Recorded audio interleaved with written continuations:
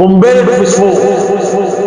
قنبله فسفور ضربت في الدويقه. يا مساء الفل على كل متابعين صفحه الدويقه مره ثانيه، عرض ثاني، صنف جديد ثاني، بس الصنف المره دي قنبله فسفور.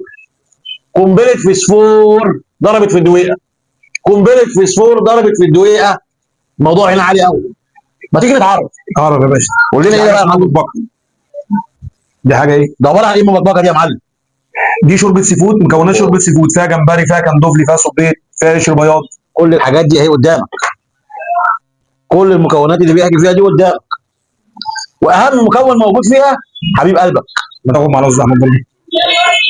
نبي عربي يا عم. تاخد معلقه رز لا يا عم. كده وطلع الصوص ده الصوص. عايز ما تدوق ينفعش تطلع الصوص. الخدمه صح؟ دوق الصوص. قول بسم الله. في يا استاذ احمد هنا اختلاف عن الصوص ده عن الصوص ده. في فرق في الاختلاف من ده والله ده لده. حلو قوي. يعني كل صوص ليه طريقه ثانيه. دي معموله بالكريمه اللباني والزبده، فهتلاقي طعم الصوص بتاعها مختلف عن دي.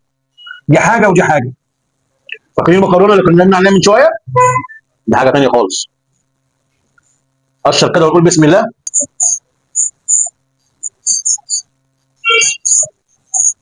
اقسم بالله حكايه. في خدمه وفي موضوع في دوق الموضوع. اصابع الصبيط كده. دوق الكابوريا. طلع علينا كده الصبيط. بسم الله. ده قطع فليه.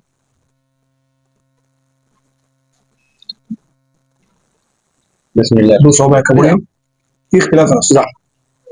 في موضوع هنا يا جماعه. لما تجيب كده الصبيط اهي. طلع من كيسه. شامم قنبله الريحه اهو. قنبله الفسفور دي مكوناتها دي بكام يا عم احمد؟ دي هنعمل عليها عرض ب 120 جنيه. كل دي كده ب 120 جنيه. الصلاه على النبي. بالصلاه على النبي والف انا على احنا العيال. بنعمل حاجه على قد ايد استاذ احمد، وتبقى برضه التكاليف بسيطه، وتبقى على قد ايد العميل. يعني نحاول نغير العميل عن المشوي والمقلي والسنجاري. مدخلين منتجات جديده، مدخلين منتجات جديده باسعار هاديه تناسب الجميع. العروض لسه ما خلصتش. العروض لسه مكمله. استناكم تاني في فيديو تاني بقنبله جديده. سلام.